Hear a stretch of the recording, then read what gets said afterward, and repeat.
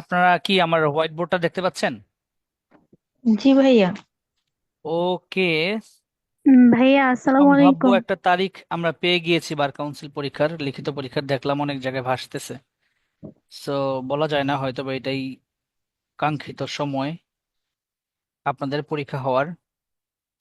So সবাই হচ্ছে 28 days, 28 দিন, হ্যাঁ, 28 দিন মনে করে সবাই হচ্ছে প্রস্তুতি নেন। সবাই মনে করেন আপনাদের প্রস্তুতির আর 28 দিন বাকি আছে। এটা এখনো শিওর না, বাট দেখলাম যে অনেক জায়গায় এই ডেটে পরীক্ষা হতে পারে। তো আপনাদের হাতে আর কতদিন বাকি আছে বলেন তো? 28 দিন মনে করে 28 দিন। 28 দিন। কারণ মে মাসের প্রায় শেষ। মে মাস কিন্তু শেষ, আজকে মনে হয় 24 বা 25 তারিখ মে মাসের, তাই না? বলেন তো, মে মাস প্রায় শেষ। সো আপনাদের জুনের এই কয়েকটা দিন শুধু বাকি। ভাই, সবাইকে মে অসংখ্য মাসের আজকে ধন্যবাদ। 7 তারিখ। আজকে 7 তারিখ। জি ভাই। তো আমরা ভাই আচ্ছা, প্রিজিউম করে নিব ভাইয়া হচ্ছে আপনি আজকে। তো পুরো ভয় পাইয়ে দিলেন। ভয় পেয়ে চব্বিশ গেছেন? হুম, পঁচিশ ভাইয়া কমায় আজকে চলে সাত গেছিলাম আপনার কথা আজকে শুনে। 7 তারিখ হলেও আপনারা ধরে নেন মে মাসের আজকে 24 অথবা 25 তারিখ। এটা ধরে নিলে আর কি আপনার পড়াশোনাটা আগাবে। 7 তারিখ হিসেব করলে মনে হবে যে এই মাসই তো পুরাটা বাকি। ওকে, সবাইকে অসংখ্য ধন্যবাদ। সবাই প্যানাল কোডের বেয়ারেক্ট খুলে ফেলুন। খুলে আমরা আজকে যে অফেন্সটা দিয়ে শুরু করব সেটা হচ্ছে এক্সটর্শন। তবে লাস্ট ক্লাসের যে টপিকগুলো আমরা পড়েছি সেটার উপরে আমি একটু পরে আপনাদেরকে কিছু লিখিত প্রশ্ন দিব, সেগুলো আপনারা কিভাবে কি করবেন সেটা আমি বলবো আপনাদেরকে। চলেন শুরু করি আমরা বেয়ারেক্টের এক্সটর্শন। এক্সটর্শনের সংজ্ঞা কত ধারায় আছে? 383। 383। তার মানে চুরির পরে যেহেতু এক্সটর্শন শুরু হয়েছে, এক্সটর্শন যদি 383 ধারা হয় তাহলে চুরি শেষ হয়েছিল কততে? 382। 382। 382। আর চুরির অপরাধ শুরু হয়েছিল কততে? 378। 378। তার মানে 378। 378 থেকে 382, এই সবগুলো অপরাধ হচ্ছে আমার চুরি সম্পর্কিত।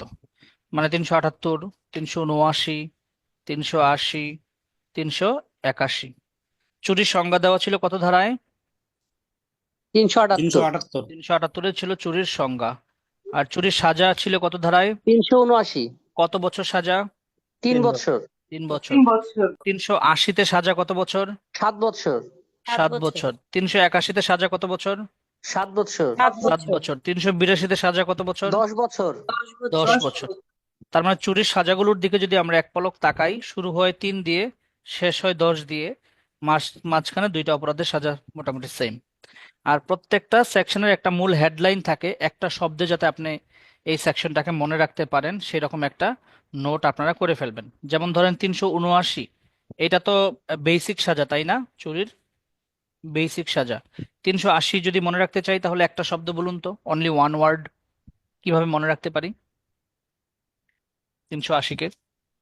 তারপর বাস, বাসগৃহ বাসগৃহ বাসগৃহ। আর কিছু লাগবে না, বাকিটা বুদ্ধি করে নেওয়া যাবে। আচ্ছা, 381 কিভাবে মনে রাখবো?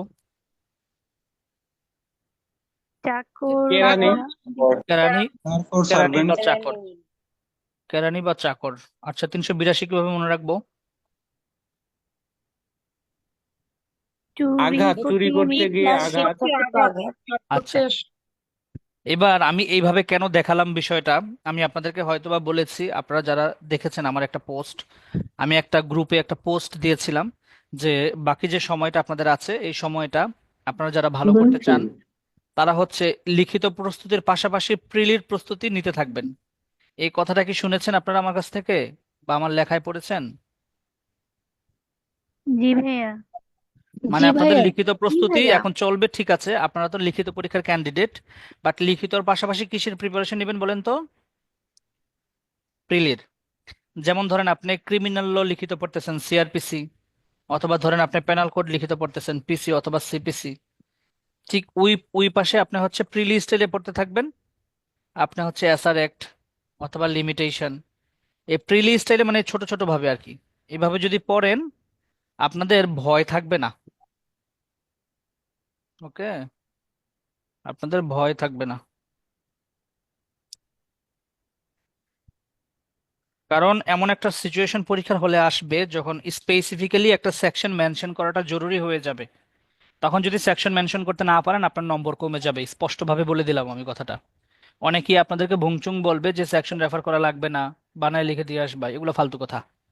সেকশন রেফার করা লাগবে। একটা আপনাকে প্রবলেমেটিক কোয়েশ্চেন দিল, বললো এটা এখানে কি অপরাধ হয়েছে, তখন আপনাকে স্পেসিফিক্যালি বোঝা লাগবে এটা কি 379 ধারা দিব নাকি 381 দিব নাকি 382 দিব।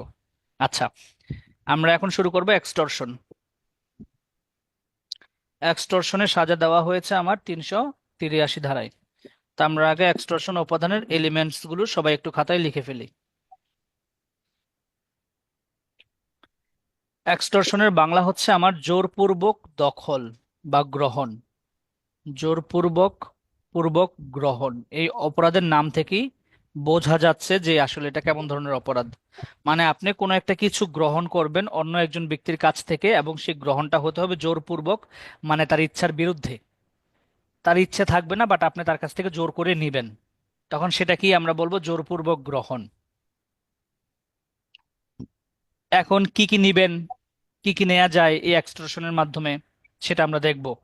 লিখিত পরীক্ষায় আমাদেরকে কিছু মশলা দিতে হয়। লিখিত পরীক্ষায় ভালো কিছু লেখা লিখলে ভালো নম্বর আসে, সেই মশলাও ক্লাসের মধ্যে থাকবে, কোনো টেনশন নাই। আমার নোট থেকে আমি আজকে কিছু সুন্দর সুন্দর কথা, কেস রেফারেন্স লিখে দিব পরে, বাট আগে বেসিক জিনিসটা বুঝি।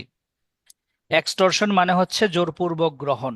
শেষ, পড়া এখানেই, এটাই পড়া শেষ, এক্সটর্শন কাকে বলে। কিন্তু এবার একটু নাটক করে বলতে হবে। বলতে হবে কোনো ব্যক্তি যদি ইচ্ছাকৃতভাবে, মানে ইন্টেনশনালি, এক নম্বর যে বৈশিষ্ট্য সেটা হচ্ছে ইন্টেনশনালি। পরীক্ষার হলে যে শব্দগুলো থাকতে হবে আপনার লেখায়, intentionally,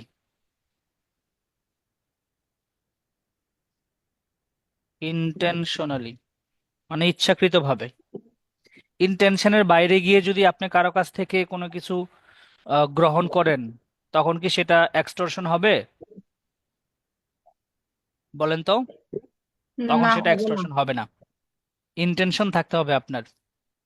puts any person in fear of injury, সবচেয়ে গুরুত্বপূর্ণ এলিমেন্ট। মানে এক্সটর্শনের সংজ্ঞায় যতগুলো শব্দ আছে সবচেয়ে গুরুত্বপূর্ণ শব্দ কেবল এটাই, যে আপনি কোন একজন ব্যক্তিকে পুট করবেন। পুট করা মানে রাখা। এনি পার্সন, কোন একটা ব্যক্তিকে পুট করবেন। কিসের মধ্যে পুট করবেন?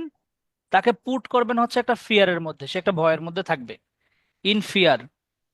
কিসের ফিয়ার থাকবে তার? ইনজুরির একটা ফিয়ার থাকবে, মানে আপনি তার কোনো একটা ইনজুরি করবেন। যে আপনি কাউকে বললেন যে আমি তোমাকে মেরে ফেলবো, অথবা আমি তোমার বাচ্চাকে মেরে ফেলবো, এরকম। যদি কোনো একটা ভয় দেখান কোন একজন ব্যক্তিকে ইন্টেনশনালি, ভয়টা যেই ব্যক্তির কাছ থেকে নিচ্ছেন তাকেও দেখাতে পারেন, আবার অন্য ব্যক্তিকেও দেখাতে পারেন, to that person or to any other person. তারপরের 3 নম্বর যে এলিমেন্ট, এটা মোটামুটি আমরা সবাই লিখি পরীক্ষার হলে। পরীক্ষার হলে যদি কোনো একটা পেনাল কোডের কোনো একটা অফেন্স অথবা কোনো একটা প্রবলেম আসে, সেক্ষেত্রে যদি আপনি কোনো এলিমেন্ট খুঁজে না পান, চোখ বন্ধ করে এই এলিমেন্ট দিয়ে দিবেন। সেটা কি বলেন তো? ডিসঅনেস্টলি। ডিসঅনেস্টলি। বিকজ অনেস্টলি পৃথিবীতে কোনো অপরাধ হয় না, সব অপরাধী ডিসঅনেস্টলি হয়। ডিসঅনেস্টলি আপনি তাকে ইনডিউস করবেন, তাকে প্ররোচিত করবেন। কাকে? যে ব্যক্তিকে আপনি ফিয়ারের মধ্যে রেখেছেন। The person so put in, যে ব্যক্তিকে আপনি ওই ফিয়ারের মধ্যে রেখেছেন। কিসের জন্য ইনডিউস করবেন বলেন তো? তাকে যে ইনডিউস করতেছেন জোর করে তার ইচ্ছার বিরুদ্ধে, কিসের জন্য? টু গিভ ডোনেশন, মানে যাতে সে আপনাকে কোনো ডোনেশন দেয়, মানে কোনো অর্থ দেয়, কোনো ডোনেশন দেয়। অথবা কোনো যে কোনো ধরনের সাবস্ক্রিপশন। এই সাবস্ক্রিপশন মানে সুন্দর একটা শব্দ ব্যবহার করেছে যেটা টেলিকমিউনিকেশন কোম্পানি বলে, যে সাবস্ক্রাইব, সাবস্ক্রিপশন। এগুলো হচ্ছে সুন্দর শব্দ যেগুলো দিয়ে আমাদেরকে বোকা বানানো হয়। সাবস্ক্রিপশন মানে হচ্ছে চান্দা। কোনো কেউকে আপনার চান্দা দিতে বাধ্য করলেন, বা কিস্তি দিতে বাধ্য করলেন, যে প্রতি সপ্তাহে প্রতি মাসে তুমি চায়ের দোকান দিছো, আমাকে এত টাকা দিবা। ঠিক আছে, সাবস্ক্রিপশন অফ এনি কাইন্ড। অথবা এমনও হতে পারে যে টু ডেলিভার এনি প্রপার্টি, কোনো প্রপার্টি ডেলিভার করার জন্য, to deliver any property, property. তাহলে এবার কমন সেন্স দিয়ে আপনারা বলেন, এই যে এক্সটর্শন, এই অপরাধটা মুভেবল প্রপার্টির ক্ষেত্রে হবে নাকি ইমুভেবল প্রপার্টির ক্ষেত্রে হবে নাকি বোথ? বোথ। হ্যাঁ বোথ। যেমন এই যে প্রথমগুলো ইমুভেবল, কোনো ডোনেশন, কোনো সাবস্ক্রিপশন, এগুলো কিন্তু ইমুভেবল, মানে টাকা পয়সা। আর পরে বলছে টু ডেলিভার এনি প্রপার্টি, এটা কিন্তু দেখেন প্রথমগুলা মুভেবল, টাকা পয়সা। তারপর হচ্ছে ইমুভেবল, জমি জমা অথবা এরকম যেগুলো অস্থাবর। তারপরে বলেছে আরো, আপনি থ্রেড দিলেন deliver to deliver any valuable security, any valuable security. Valuable security বলতে এমন কিছু ডকুমেন্টকে আমরা বুঝি সহজ ভাষায়, যে ডকুমেন্টগুলো ভ্যালুয়েবল, যেগুলোর ভ্যালু আছে, যেগুলো সিকিউরিটি হিসেবে ব্যবহৃত হয়। যেমন হচ্ছে একটা চেক আপনি কাউকে দিতে বাধ্য করলেন জোর করে, যেই চেকটা, যে কাগজ, চেক তো একটা মূলত একটা কাগজ, দিন শেষে যে কাগজটা নিয়ে ব্যাংকে দাঁড়ালেই আপনাকে 1 কোটি টাকা হয়তো বা দিয়ে দিবে ব্যাংক কর্তৃপক্ষ। তো এটা একটা ভ্যালুয়েবল সিকিউরিটি। অথবা আপনি কাউকে জোর করলেন, বাধ্য করলেন যে এমন কোন একটা ডকুমেন্ট দিতে, যে ডকুমেন্টে কোনো একটা সিল আছে, সিল অথবা কোনো একটা সাইন আছে, যে সাইনের দামই কোটি টাকা। যেমন আপনি সড়ক বিভাগের চিফ ইঞ্জিনিয়ারকে গিয়ে বললেন সাইন কর বেটা, মানে আপনি একটা কাজ পাশ করাইতে চান, তাকে বললেন তুই সাইন কর, কোন একটা ডকুমেন্টে সাইন করাইলেন জোর করে, ঠিক আছে? যেটা দিয়ে আপনি পরবর্তীতে এই ডকুমেন্টটা দিয়ে আপনি কোনো একটা রংফুল একটা লাভ করবেন, ঠিক আছে, যেটাকে আপনি ভ্যালুয়েবল সিকিউরিটিতে রূপান্তর করতে পারবেন। তো এই জিনিসগুলো যদি করে, তখন সেই অপরাধকে আমরা বলবো এক্সটর্শন। পরীক্ষার হলে আসলে বেশি যুদ্ধ করার কোনো দরকার নাই, যেগুলো বেয়ার অ্যাক্টে আছে সেগুলো সুন্দর করে লিখে দিবেন। আপনার উদ্দেশ্য 5-এ 5 পাওয়া, 6 পাওয়ার কোনো দরকার নাই। সুন্দর করে বলবেন যে কেউ যখন ইন্টেনশনালি কোনো একটা পার্সনকে পুট করে ফিয়ারের মধ্যে এবং ডিসঅনেস্টলি ইন্ডিউস করে ওই ব্যক্তিকে to give any donation, any money, any property, any valuable security or any other paper which is sealed or signed, যেটাকে ভ্যালুয়েবল প্রপার্টিতে কনভার্ট করা যায়, সেই ধরনের, তখন সেই অপরাধটাকে আমরা বলবো এক্সটর্শন। যেমন ধরেন আপনি কোনো একজন ব্যক্তিকে থ্রেট দিলেন যে তুমি যদি আমাকে টাকা না দাও আমি তোমার নামে মানহানিকর বক্তব্য প্রচার করব, এবং সেই ব্যক্তি আপনাকে টাকা দিল। ধরেন আপনি যে তাকে জোর করে তার থেকে টাকা নিলেন যে আপনি মানহানিকর বক্তব্য তার থেকে, তার ব্যাপারে ফাঁস করে দিবেন, এটা জোরপূর্বক গ্রহণ। ওকে, এটাই ইলাস্ট্রেশন এ, যে A threatens to publish a defamatory libel concerning Z unless Z gives him money. Z যদি টাকা না দেয় তাহলে জেড এর বিরুদ্ধে ডিফেমেটরি লায়েবল মানে কুৎসা সে ছড়িয়ে দেবে, এবং সে ইন্ডিউস করে জেডকে তাকে টাকা দেওয়ার জন্য। জেডকে যেহেতু সে ইন্ডিউস করতেছে, সে টাকা নিচ্ছে, তাই এখানে সে এক্সটর্শন করেছে বলে গণ্য করা হবে। তারপরে যতগুলো উদাহরণ দেখবেন, উদাহরণ বি, উদাহরণ সি, উদাহরণ ডি, সবগুলোতেই এক্সটর্শন হয়েছে। আমি কি একটু পড়ে দিলে আপনাদের সুবিধা হয় নাকি নিজেরা পড়তে পারবেন? পড়ে দেই নাকি বুঝিয়ে দেই, কারণ এগুলো প্রবলেমেটিক প্রশ্নে আসতে পারে। A threatens Z, A Z কে থ্রেট করলো দ্যাট হি উইল কিপ জেডস child in wrongful confinement. A Z কে বলল যে আমি তোমার সন্তানকে রংফুলি কনফাইন করে রাখবো, মানে আটক করব, unless Z sign or deliver a promissory note. Z যদি একে কোনো একটা প্রমিসরি নোট না দেয়। তো যেহেতু এখানে একটা promissory note one kind of valuable security, কারণ প্রমিসরি নোটকে আমরা দিয়ে একটা পক্ষ লাভবান হওয়ার সুযোগ থাকে, সেহেতু আমরা বলবো এখানে এ এক্সটর্শন করেছে। A threatens to send clubman to plough up জেডস field. A threatens, A threat করে কাকে? জেড কে। কি বলে থ্রেট দেয়? যে এ নাকি সেন্ড করবে, পাঠাবে, এ পাঠাবে, সেন্ড করবে ক্লাবম্যান টু প্লাউ জেডস ফিল্ড। এ বলতেছে যে আমি, জেড কে বলতেছে যে আমি তোমার জমিতে কিছু লোক পাঠাচ্ছি, ওরা তোমার জমি কি করবে হচ্ছে, বলেন, যেমন ধরেন হচ্ছে কি করা বলে এটাকে বাংলায়, বলেন তো, বাংলায়, বাংলা বাংলা উদাহরণ বইটা কারো আছে?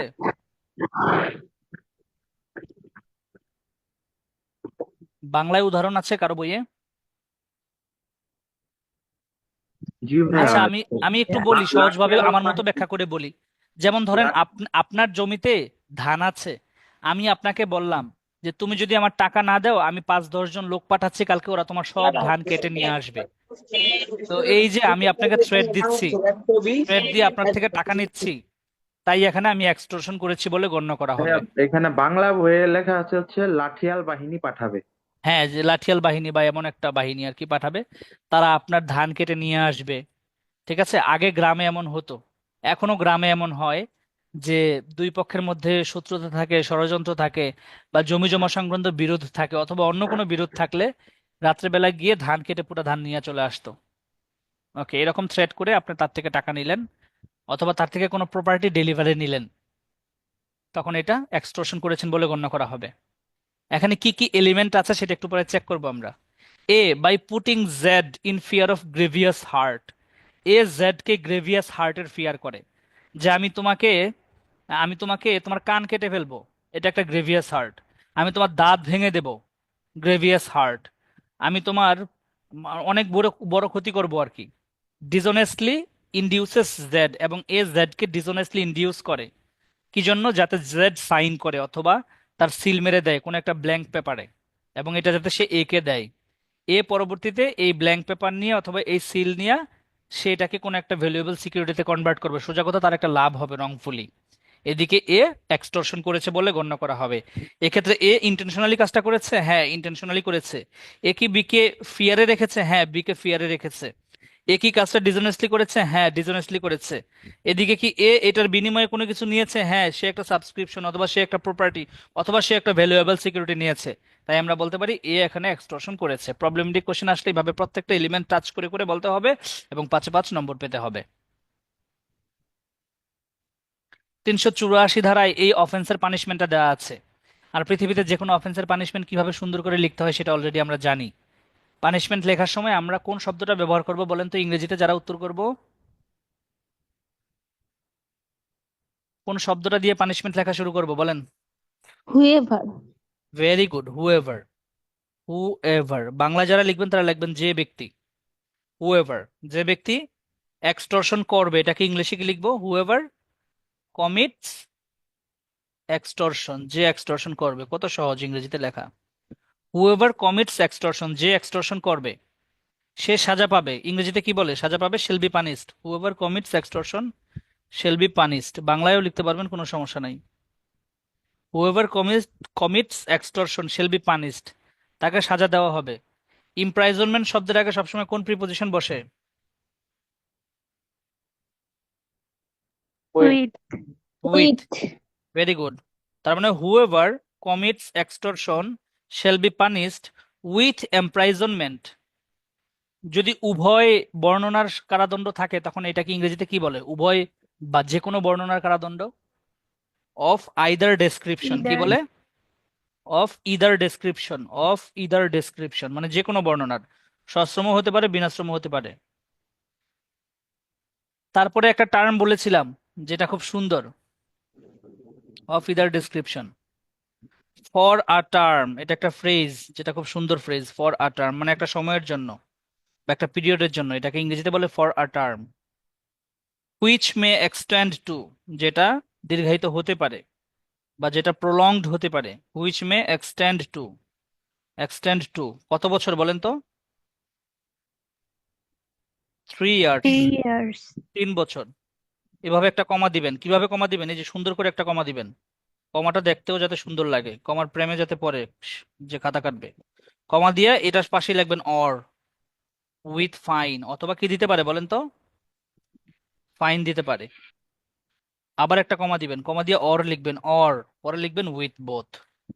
এইভাবে লিখলে যে খাতা কাটবে সে বুঝবে যে আপনি যে পেয়ার একটার দিকে তাকিয়েছেন ভালো করে মনোযোগ দিয়ে। আপনাকে ফেল করানোর আগে সে 3 বার ভাববে। যে ক্যান্ডিডেটকে কোনোভাবে ফেল করানো যাবে না, এ গোল্ডেন ক্যান্ডিডেট। কিছু সিগন্যাল আপনাকে দিয়ে আসতে হবে পরীক্ষার হলে। যেমন প্রিলির প্রিপারেশন যখন আমরা নিতাম তখন ডাইরেক্ট এমনি বলতাম যে এক্সট্রাকশনের সাজা কয় বছর? 3 বছর শেষ। বাট যেহেতু আমরা রিটেনের প্রিপারেশন নিচ্ছি, এখন 3 বছর জানলেই হবে না, 3 বছর কথাটা কিভাবে সুন্দর করে লিখতে হয় সেটা জানতে হবে। পরীক্ষার হলে যারা উত্তর করবেন তারা প্রথম লাইন পারবেন, দ্বিতীয় লাইনও পারবেন, তৃতীয় চতুর্থ লাইনও পারবেন। এই লাইনটা গোলমেলে করে ফেলবেন, কারণ এটা আপনারা মনোযোগ দিবেন না আমি জানি, বাট এই লাইনে যারা মনোযোগ দিবেন তারা কখনো ফেল করবেন না। এই লাইনটা লিখতে হবে সুন্দর করে। For a term which may extend to 3 years. ওকে, 383-তে এক্সটর্শনের সংজ্ঞা, 384-তে সাজা। তারপরে হচ্ছে 383-তে সংজ্ঞা, 384-তে সাজা।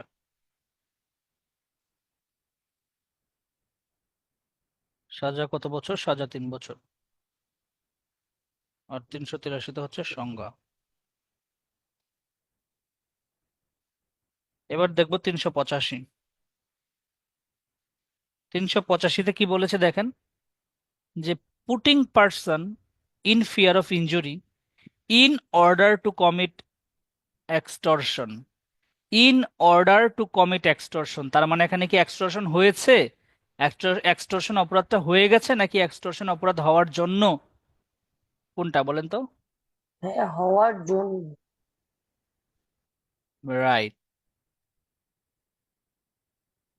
Putting person in fear of injury, কাউকে আপনি ইনজুরিতে রেখেছেন। কিসের জন্য ইনজুরিতে রেখেছেন? ফিয়ার অফ ইনজুরি কেন রেখেছেন? যে আপনি যাতে এক্সটর্শন করতে পারেন। 384 আর 385 এই দুইটার মধ্যে পার্থক্য কি জানেন? 384-তে অলরেডি এক্সটর্শন হয়ে গেছে। অলরেডি কি হয়েছে বলেন তো? অলরেডি এক্সটর্শন হয়েছে। আর 385-তে এক্সটর্শন এখনো কি হয়েছে না বলেন তো? ভাই, না ভাইয়া, প্রক্রিয়াধীন। প্রক্রিয়াধীন, ভেরি গুড। এক্সটর্শন হয় নাই, বাট এক্সটর্শন প্রসেসিং।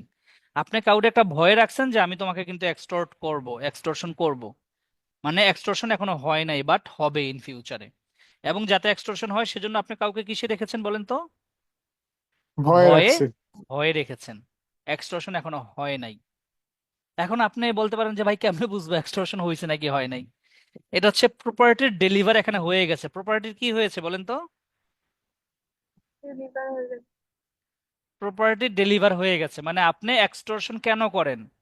আপনি কি একজন মানুষকে কোনো কারণ ছাড়া, কোনো লজিক ছাড়া, কোনো স্বার্থ ছাড়া, কোনো উদ্দেশ্য ছাড়া তাকে ভয় দেখাবেন বলেন তো একটু? অবশ্যই আপনি তার একটা সম্পত্তি নেবেন, টাকা নেবেন, অর্থ নেবেন।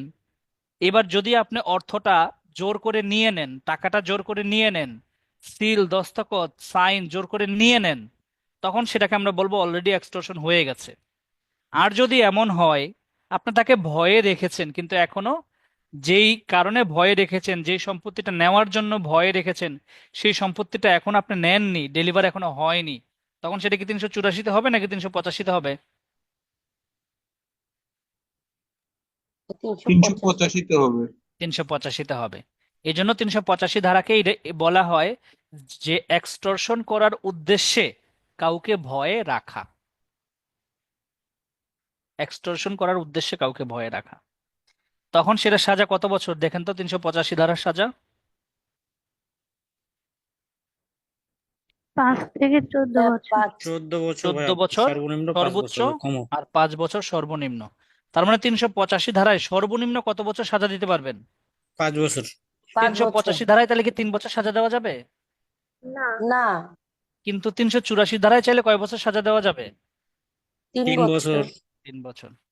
তাইলে আপনি বলেন, আপনি যদি আহ, নিজে আসামি হন, অথবা আপনি যদি কোনো অ্যাডভোকেট হন, আপনার ধরেন একজন ক্লায়েন্ট আছে, আপনি কি প্রমাণ করতে চাইবেন? 384 ধারায় অপরাধ করেছে নাকি 385 ধারায়? আপনি ধরেন আসামির 384। অ্যাডভোকেট। 384, কারণ আপনি যত সাজা কমাইতে পারেন তত ভালো। তাই তার মানে কি এক্সটর্শন করে ফেলা ভালো নাকি এক্সটর্শন করার জন্য ভয় রাখা ভালো? করে এক্সটর্শন করে ফেলা ভালো। এক্সটর্শন করে ফেলাই ভালো। শুভ কাজে দেরি করতে নেই, সরি, অশুভ কাজে দেরি করতে নেই। আচ্ছা, অশুভ কাজ যত বেশি আপনি প্রলং করবেন, এটা তত আরো বেশি অশুভ হতে থাকবে। কারণ অশুভ কাজ এবং অশুভ শক্তি জ্যামিতিক হারে বৃদ্ধি পায়, তাদের বিস্তার হয় দ্রুত।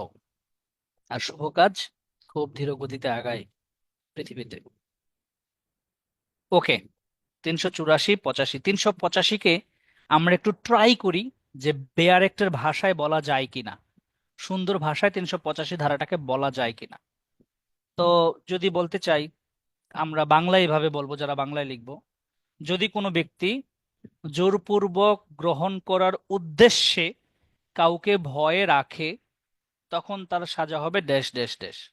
আর যদি ইংরেজিতে বলতে চাই, তখন আমরা বলবো whoever in order to commit extortion, মানে এক্সটর্শন করার উদ্দেশ্যে, puts any person in fear, কোনো ব্যক্তিকে ফিয়ারে রাখে, অথবা অ্যাটেম্প্ট করে কাউকে ফিয়ারে রাখার, or any injury করার, তখন he will be punished with imprisonment for a term of either description which may extend to 14 years and, এই যে 14 ইয়ার্স যখন লিখবেন, লেখাটা 14 ইয়ার্স যখন লিখবেন, তারপরে কি এন্ড দিবেন নাকি অর দিবেন বলেন তো? and and. এবং shall not be, shall not be less than কত বছর? 5 years. 5 years or with fine or with both. Okay. সুন্দর করে লিখতে হবে, সাজাগুলো সুন্দর করে লিখলে টিচারদের চোখে পড়বে, আর টিচাররা তখন নম্বরটা বেশি দিবে। ক্লাসের শেষের দিকে আমি আপনাদের এক্সট্রা ইনফরমেশন দিব এক্সটর্শন সম্পর্কিত, যেগুলো রিটেনে আপনারা সুন্দর করে লিখতে পারবেন। এখন আগে সেকশনগুলো শেষ করে ফেলি। 385, 386, এবার 327। 85টাকে একটু বলতে পারবো, মানে চেষ্টা, গ্রহণ করার চেষ্টা। হ্যাঁ, চেষ্টা বলতে পারি আমরা একটু, এখানে অ্যাটেম্প্ট শব্দটা আছে, বলা যায়। সুন্দর করে বলতে হবে ভয়ে রাখা। ওকে, 386 আর 387, এই দুইটা অপরাধ একই রকম। একটা অলরেডি কমিটেড, অলরেডি কি বলেন তো, কমিটেড। আরেকটা তাহলে কি হবে নিজেরাই বলেন, আমি বলবো না। ভয়ে রাখা। নট ইয়েট, মানে এখনো কমিটেড না, বাট ভয়ে রাখা একই রকম, মানে এক্সটর্শনের ভয় রাখা। মানে 384-র সাথে 385-র যেমন পার্থক্য ছিল, 386-র সাথে 387-রও এরকম পার্থক্য। ওরা চাচাতো মামাতো ভাই, ওরাও চাচাতো মামাতো ভাই, কিন্তু ওই দুজনের একটু গ্র্যাভিটিটা একটু আলাদা। এদিকে বলেছে আপনি এক্সটর্শন করবেন, অলরেডি কমিটেড এক্সটর্শন, মানে আপনি অলরেডি এক্সটর্শন করেছেন, এবং যে ভয়টা দিয়েছেন সেটা বিশাল বড় ভয়, ছোটখাটো কোনো ভয় না। ভয়টা কি? কাউকে গ্রেভিয়াস হার্ট করার ভয়, অথবা কাউকে ডেথের ভয়, মৃত্যুর ভয়, ডেথ অথবা গ্রেভিয়াস হার্টের ভয় দেখিয়েছেন। তো কাউকে যদি কারো মৃত্যু ঘটাবেন, আপনি কাউকে মেরে ফেলবেন এমন ভয় যদি আপনি দেখান, তখন আপনার সাজা কোন ধারায় হবে? ধরেন কাউকে মৃত্যুর ভয় দেখিয়ে আপনি এক্সটর্শন করেছেন অলরেডি, তখন সাজা কি 386 হবে নাকি 387 হবে? 387। 87 আমি আবার বলি কথাটা, আপনি ডেথ অথবা গ্রেভিয়াস হার্ট করার মানে ভয় দেখিয়ে এক্সটর্শন করেছেন অলরেডি, এক্সটর্শন করে ফেলছেন, মানে মৃত্যুর ভয় দেখাইয়া যে তোকে এখনই মেরে ফেলবো বলে তার থেকে সম্পত্তি নিয়ে ফেলছেন। এখন এটা কি 386 হবে নাকি 387 হবে? 386 হবে। 386। আর যদি আপনি কাউর মৃত্যুর ভয় দেখিয়েছেন কিন্তু এখনো এক্সটর্শন করেন নাই, এখনো তার থেকে সম্পত্তি নেন নাই, এখনো এক্সটর্শন হয় নাই, কিন্তু আপনি তাকে পুট ইন ফিয়ারে রেখেছেন। পুট ইন ফিয়ার, কিসের ফিয়ার? যে তাকে যে তার মৃত্যু ঘটাবেন অথবা তার গ্রেভিয়াস হার্ট করবেন, এরকম ভয় দেখিয়ে ভয়ের মধ্যে রাখছেন তাকে, তখন কত ধারায় হবে? 387। 387। 386 ধারার সাজা কত বছর? দেখে দেখে বলেন। 10 বছর ভাইয়া। 10 বছর, 10 ইয়ার্স। 10 ইয়ার্স 386 ধারার ইয়া, সাজা। একটু কেউ একটু একটু অপেক্ষা করেন। 387 ধারার সাজা কত বছর? ভাই লাইফ ইমপ্রিজনমেন্ট। লাইফ ইমপ্রাইজনমেন্ট। লাইফ ইমপ্রাইজনমেন্ট মানে যাবজ্জীবন, লাইফ ইমপ্রাইজনমেন্ট। 7 বছর। এবং যদি কম হয় তাহলে কত, সবচেয়ে কম কত হবে? 7 বছর কম 7 বছরের কম দেওয়া যাবে না। আর সর্বোচ্চ সাজা কত বছর? যাবজ্জীবন। যাবজ্জীবন। আচ্ছা, এবার প্রশ্ন করেন আপনারা। হ্যাঁ, 387 দ্বারা যে বলছেন যে এক্সটর্শনের ভয়ে রাখা হয়েছে, এখন এক্সটর্শনের ভয়ে রাখা হইলো, তারপর মনে করেন এক্সটর্শন মানে জোরপূর্বক যদি গ্রহণ না করে তখন কি সেটা অন্য ধারায় চলে যাবে, মানে ভয় দেখানোই জোরপূর্বক ভাবে দান। গ্রহণ করে নাই দেখেই তো 387 ধারায় অপরাধ হচ্ছে। জোরপূর্বক ভাবে যদি গ্রহণ করে ফেলতো তাইলে 386-তে হতো। আর যেহেতু ও, জোরপূর্বক ভাবে এখনো গ্রহণ করেনি তার মানে তখন হবে প্রপার্টি ডেলিভারি না হইলেও 387 ধারায় শাস্তি দেওয়া যাবে। শাস্তি দেওয়া যাবে, কারণ অলরেডি এক্সটর্শন হয়েছে, সে ভয় ও, দেখিয়েছে। ঠিক আছে, মানে ভয় জি দেখানোর জন্য ভয় দেখিয়েছে অলরেডি সে, বা ভয়ে রেখেছে। ঠিক আছে, এরকম জি ভাই। ভয়ে কাউকে রাখা যাবে না। এটা প্রমাণের ব্যাপার আর কি, প্রমাণ করতে হবে ওই লেভেলে। যদি প্রমাণিত না হয় তখন কিন্তু আবার বেকসুর খালাস। ঠিক আছে। আচ্ছা, এবার একটা মজার জিনিস বলি, দেখি আপনাদের একটা জুরিসপ্রুডেন্স সেন্স যাচাই করি আমি, দেখি। বলেন তো, 386 ধারার অপরাধটা বেশি আহ বড় অপরাধ নাকি 387 ধারাটা বড় অপরাধ? 387 ধারাটা। 87টা ভাই, ভয় যেটা রাখবে ভাই। হুম। 387টা মৃত্যুর ভয় রাখবে বা গুরুতর আঘাতের ভয় রাখবে। এবং এটার আরো একটা লজিক আছে, কিন্তু লজিকটা কি দেখেন, যে শাস্তি বেশি। 300 শাস্তি, হ্যাঁ 387 ধারায় সর্বনিম্ন শাস্তি কত? 7 বছর। তার মানে 387 ধারায় শাস্তি দিতে হইলে আপনাকে মানে 7 বছরের নিচে আপনি দিতে পারবেন 387 ধারায়? না না, ভাইয়া। কিন্তু 386 ধারায় আপনি চাইলে 2 বছরও দিতে পারেন, বলা যায় না, ফ্যাক্টরের উপর নির্ভর করে।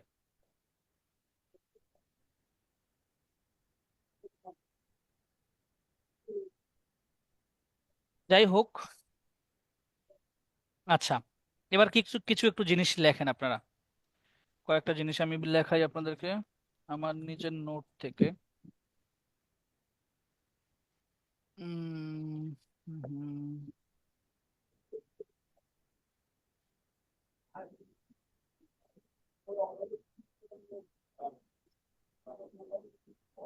লিখেন।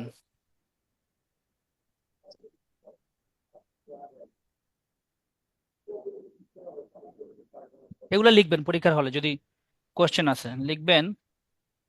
দি মেয়ার ফোর্সিবল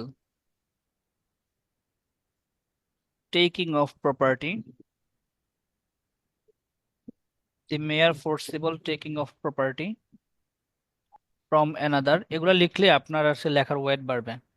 ভাই একটু বাংলায় বললে দিলে আমাকে একটু ভালো হইতো। ভাই আমরা তো আচ্ছা, পরীক্ষায় আমার বাংলায় দিব। নোটগুলা তো তো ইংরেজিতে, বাংলায় দিতে। শুনেন আমি বলি, আমার নোটটা তো ইংলিশে নেয়া, তা আমি ইংলিশে লিখি কিন্তু বাংলায় বলে দিব। ঠিক আছে, আমি যখন নোট নিয়েছিলাম তখন আমি ইংলিশে লিখেছিলাম, তো আমি ইংলিশে লিখি, আমি বাংলায় বলে দিব। এবং এরকম কিছু জিনিস কিন্তু আপনারা চাইলে ইংলিশে লিখতে পারবেন, জানেন, যারা বাংলায় উত্তর করবেন, এটাও বলে রাখলাম। জি ফ্রম ভাই অ্যানাদার। বলছিলাম। ভাইয়া, আপনি যে হ্যাঁ বলেন। এলিমেন্ট গুলো দিলেন ওই যে এক্সটর্শনের, ওইগুলোকে আমরা যেভাবে বললেন যে পাশাপাশি ব্র্যাকেটে বাংলাও লিখতে পারবো ইংলিশও পারবো, তাই না? হ্যাঁ হ্যাঁ হ্যাঁ। ভাইয়া, বাংলাতে অ্যান্সার করলে এলিমেন্ট গুলো ইংলিশে লিখলে তো সমস্যা নাই না? না, চেষ্টা করবেন বাংলায় লিখতে, কারণ এলিমেন্ট মানে কিন্তু গুরুত্বপূর্ণ জিনিস। হ্যাঁ, তো এগুলো যদি ইংলিশে লেখা শুরু করে দেন তাহলে বোঝা যাবে না আপনি কি বাংলায় উত্তর করছেন নাকি ইংলিশে। এলিমেন্ট গুলো ইংলিশে লেখার চেষ্টা করবেন, তবে এলিমেন্টের মধ্যে কিছু যদি ফ্যাটাল টার্ম থাকে যেগুলো হচ্ছে আসলে ইংলিশে লেখা যায়, ওগুলো লিখবেন। আচ্ছা ভাই, ধন্যবাদ। ইট মাস্ট বি শোন that, it must be shown that, not maybe, must be shown that the person was induced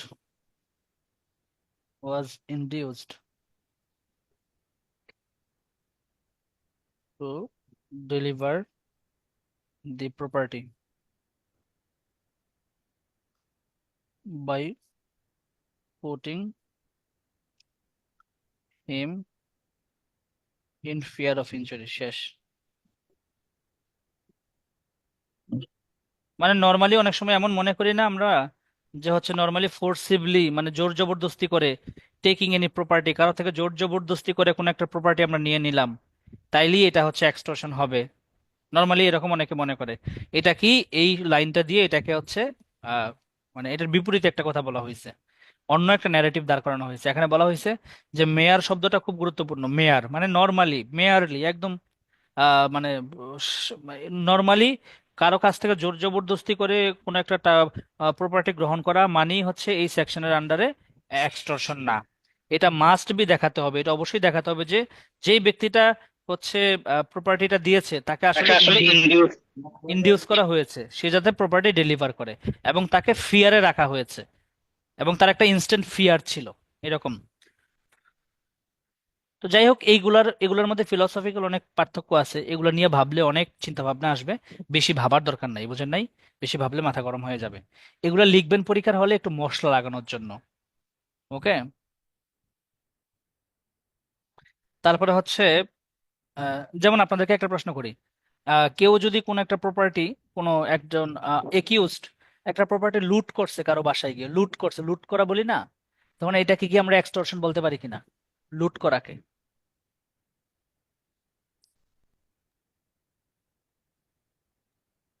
না আচ্ছা, ভাইয়া, একটু না আগে ভাই, যেটা এটা ডাকুইটি কোশ্চেনটা যে ফেয়ার যদি Dacoity থাকে with criminal misappropriation of property. না ভাইয়া, কারণ তাকে তো এখানে ফেয়ার অফ ইনজুরিতে রাখা হয় নাই, এটা হ্যাঁ তো তাকে বলা নাই। কি, হ্যাঁ তাকে কিন্তু এদিকে এরকম কোনো ফিয়ার অফ ইনজুরি নাই, কাইন্ড অফ। ভেরি গুড, এটা কে বললেন কথাটা? এই রাফি। ভেরি গুড, চমৎকার, গুড সেন্স। মানে লুট করছে, এদিকে তার কোনো আসলে ফিয়ার অফ ইনজুরি নাই, মানে গিয়ে ধুপধাপ নিয়ে নিছে। তো লুট মুট যদি করা হয় তখন ওই অপরাধটা কি অপরাধ হবে? তখন সেটা রবারি হতে পারে, কি হতে পারে, ওই অথবা যে সেটা ড্যাকোইটিও হতে পারে ভাই যদি, আপনি মাত্র বললেন না যে মেয়ার ফোর্সিবল টেকিং আর কি, ওইটা যে তখন সেটা রবারিও হতে পারে, ডাকাতিও হতে পারে। এটাকেও আপনারা এইভাবে লিখতে পারেন যদি পরীক্ষার হলে একটু এক্সট্রা কোনো ইনফরমেশন দিতে চান, লিখতে চান, পার্থক্য তৈরি করতে চান। যেমন হচ্ছে আপনার পরীক্ষায় পার্থক্য আসলে এক্সটর্শন আর রবারির পার্থক্য সবাই তো বইয়ে যা আছে সেই পার্থক্য দিবে, বাট আপনি যদি এখন আমি যে লাইনটা লিখবো এটা লিখতে পারেন তাহলে হচ্ছে নম্বরটা বেড়ে যাবে। আপনারা লিখতে পারেন হচ্ছে এরকম যে, ভাইয়া রবারিতে তো ইনস্ট্যান্ট ফিয়ার আছে। ভাই এখানে রবারি আর ডেকোইটি কিভাবে হবে? রবারি ডেকোইটি দুইটার মধ্যেই তো হচ্ছে গিয়ে ফেয়ার অফ ইনজুরি থাকতে হবে না? ফিয়ার অফ ইনজুরি সব জায়গাতেই থাকবে, রবারি ডাকাতি সব জায়গাতেই থাকবে, কিন্তু তাহলে লুটে রবারি, যদি ফেয়ার অফ ইনজুরি না থাকে তাহলে সেটা তো হচ্ছে রবারি বা ডেকোইটি হচ্ছে না। হ্যাঁ আমি বলি বিষয়টা একদম বুঝিয়ে বলি আপনাকে। যেমন ধরেন একটু আগে এক্সটর্শন পড়াচ্ছিলাম তাই না, একটু আগেই এক্সটর্শন থেকেই কিন্তু আমরা রবারিতে চলে আসলাম। এই এক্সটর্শন আর রবারির মধ্যে যে খুব বেশি পার্থক্য আছে তা না, কিন্তু এক্সটর্শনটাই মূলত কিসে কনভার্ট করে বলতে পারবেন? রবারিতে। রবারিতে রবারিতে যদি কনভার্ট করে, তাৎক্ষণিক উপস্থিতি থাকে। যদি তাৎক্ষণিক উপস্থিতি থাকে, এটা অনেকে বলে। হ্যাঁ আচ্ছা, এই রেফারেন্সটা আমি একটু পরে যাব, মনে করাই দিবেন, রেফারেন্স গুলো খুব ইম্পর্টেন্ট। এই যে একটা শব্দ আমরা প্রায় বলি যে হচ্ছে এক্সটর্শন, এক্সটর্শন হচ্ছে রবারিতে কনভার্ট হয়ে যায় যখন তাৎক্ষণিক একটা উপস্থিতি থাকে। এইটাকেও যদি এরকম পার্থক্য আসে তখন কিন্তু আপনারা সুন্দর করে লিখতে পারেন চাইলে লিগ্যাল ল্যাঙ্গুয়েজে। ঠিক আছে, কিভাবে লিখতে পারেন আমি একটু লিখে দিই আপনাদেরকে, লিখেন সবাই। দি ডিস্টিংগুইশিং, এটা distinguishing element between extortion and robbery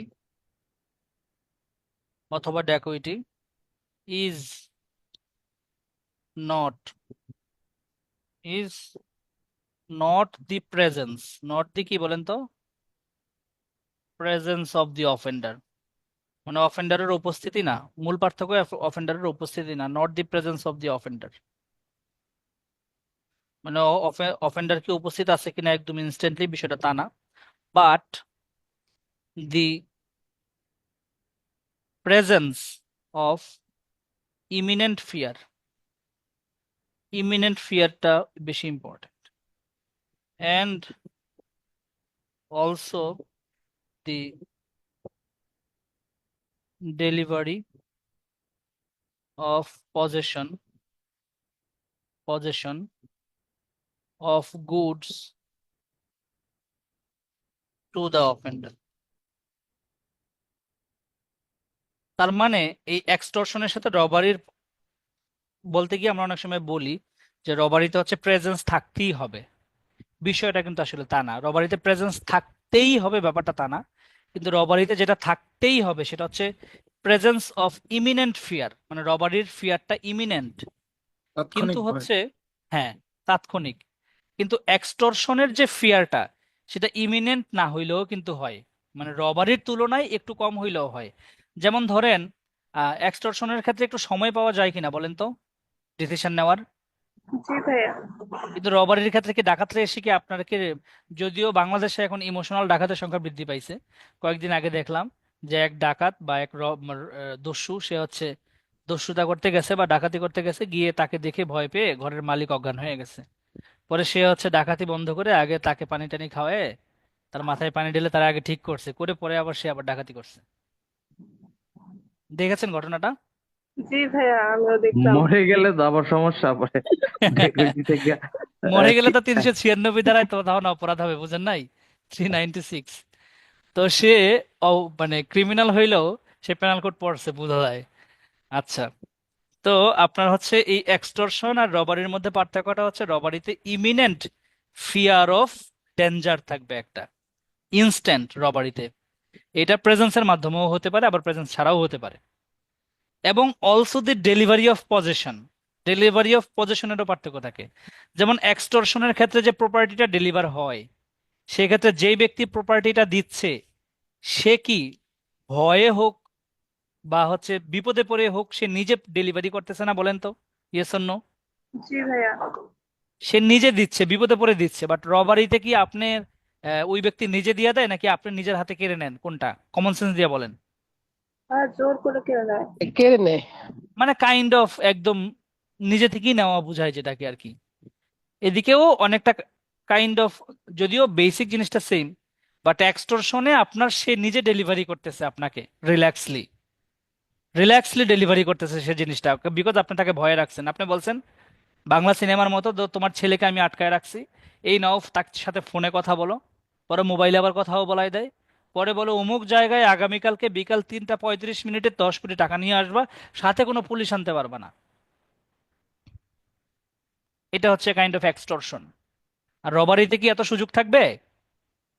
না ভাইয়া, তখন তো রাস্তায় দেখা হইবে, ছুরি ধরবে, টাকা নিয়ে চলে যাবে। আগে নিবে, পরে ছুরি ধরারও দরকার নেই, আগে নিয়ে পরে ছুরি ধরবে আর কি, বিষয়টা এরকম। আচ্ছা যাই হোক, তো এই জিনিসগুলো যদি লিখতে পারেন, এটার রেফারেন্স হচ্ছে আপনার 48 DLR 269 পেজ। আচ্ছা, এটা হচ্ছে, তবে মজার ব্যাপার একটা জিনিস কিন্তু আমরা খুঁজে পেলাম, ইমিনেন্ট ফিয়ার দুই জায়গাতেই থাকে মোটামুটি, এক্সটর্শনেও থাকে আবার রবারিতেও থাকে। সেজন্যই আমরা বলি এক্সটর্শন আর রবারি দুইটাই চাচাতো মামাতো ভাই। রবারি হচ্ছে বড় চাচাতো ভাই, এক্সটর্শন হচ্ছে ছোট ছোট চাচাতো ভাই। এই রবারি অপরাধটা দুইটা জায়গা থেকে আসে মূলত। বানান ঠিক আছে কিনা? রবারি রবারি দুইটা জায়গা থেকে আসে, একটা হচ্ছে এক্সটর্শন থেকে রবারি হইতে পারে, আবার কোথা থেকে হইতে পারে বলেন তো? চুরি Theft থেকে। থেকে। থেফট থেকেও রবারি হইতে পারে। এই থেফটের মধ্যে এক্সটর্শন, মানে থেফট থেকে একটু বড় এক্সটর্শন, এক্সটর্শনের থেকে আর একটু বড় হচ্ছে রবারি। আর এই রবারি যা, ড্যাকোইটি মূলত কি বলেন তো? তাই। রবারি তাই। যা, ড্যাকোইটি তাই। রবারির উপাদান আর ড্যাকোইটির উপাদান 99% সেম, শুধু একটা পার্থক্য, সেটা কি বলেন তো? সদস্য সংখ্যা। সদস্য মেম্বার। সংখ্যা। সদস্য সংখ্যা আপনি বেশি।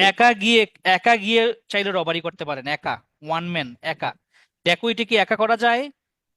না না। ভাইয়া। ভাই 5 জন ড্যাকোইটি লাগবে। কি 2 জন করা যায়, 3 জন করা যায়? না, ড্যাকোইটি না। করতে ন্যূনতম 5 জন লাগবে। ওকে, 5 জন লাগবে। আর যেহেতু সংখ্যায় 5 জন লাগে, তাই ড্যাকোইটি যারা করে তাদের মধ্যে একটা কমন ইন্টেনশন আছে বলে ধরে নেওয়া হয়, কমন অবজেক্ট আছে বলে। আচ্ছা, এগুলোতে আমরা পরে যাব, আরো অনেক মজার মজার আলোচনা হবে। আমি আগে রেফারেন্স দিই, রেফারেন্স দিয়ে ভরাই দিব আপনাদেরকে। দায়িত্ব আপনাদের, কিভাবে আপনারা এগুলারে লোড ভাইয়া নেবেন। বলেন। ভাইয়া, আপনি তো ঠিক আছে ইংলিশে ইয়ে করতেছেন, কিন্তু আমরা যদি এভাবে ইংলিশ বাংলা মিলিয়ে দেই ফেল তো 100%। আপনি না না কষ্ট না না, করে যদি ভাইয়া আচ্ছা আমি তাহলে একজনকে রেফারেন্স গুলো দায়িত্ব একটু দিব। বাংলাতে দিলে শুনেন ভালো আমি হইতো বলি, ভাই। আমি আপনাদের মতো যে এখানে কোনো একজনকে দায়িত্ব দিব। 95% ছেলে বাংলায় পরীক্ষা দিবে। আচ্ছা, বেশিরভাগ ভাইয়া আমি আপনাদের জাজমেন্ট মধ্যে একজনকে দায়িত্ব দিব। কে দায়িত্ব নেবেন আমাকে বলেন। এই যে দায়িত্বটা পালন করবেন এর বিনিময়ে আমি আপনাকে একটা উপহার দিব। সেটা হচ্ছে আমি এই যে টুকটাক ছোটখাটো কয়েকটা লেখা লিখে দিয়ে এগুলোকে বাংলায় ট্রান্সলেট করে গ্রুপে দিতে হবে সুন্দর করে। এটা আপনারই কাজে লাগবে। কে দায়িত্ব নেবেন বলেন, নাম বলেন। আমি কিন্তু উপহার দিব এবং আপনার সাথে আমার রেগুলার কথা হবে, টুকটাক সমস্যা টমস্যা আমাকে জিজ্ঞাসা করতে পারবেন। ভাইয়া যদিও আমি নিজে ইংলিশে পরীক্ষা দিব বাট আমি পারবো মনে হয় বাংলাটা। হ্যাঁ, আপনি যে ভাষাতেই দেন, আপনার কাজটা পারলেই হলো, সমস্যা নাই। আর আমি আপনাকে বেশি প্রেশারও দিব না, এই তো 2-4টা লেখা লিখবো প্রতিদিন। নাম কি বলেন আপু আপনার? ভাইয়া রাষ্ট্র রাসনুন আপু, আচ্ছা ঠিক আছে রাসনুন আপু, আপনি তাইলে এই কাজটা কষ্ট করে করবেন, ঠিক আছে? আমি যেই যেই এগুলা দিব সেগুলো সুন্দর করে বাংলায় লিখে গ্রুপে দিয়ে দিবেন। এবং হ্যাঁ রাসনুন আপুর জাজমেন্ট লেখায় গুলো তো ইংলিশে হবে তাই না? এগু জাজমেন্ট বলতে যে এটা হ্যাঁ এটা ইংলিশেও দিতে পারবেন, চাইলে বাংলায়ও দিতে পারবেন। আচ্ছা ভাইয়া। ওকে, thank you.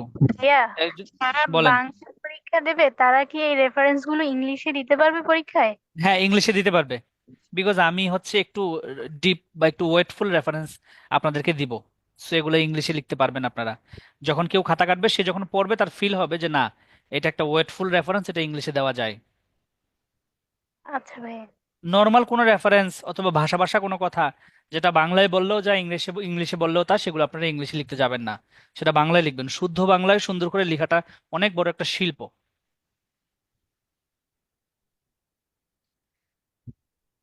In case of extortion, the victim is induced to. ভাইয়া আমার হচ্ছে এই লুটপাটটা নিয়ে একটু কনফিউশন ছিল। ওকে, কনফিউশনটা দূর করবো, এটা আগে লিখে ফেলেন।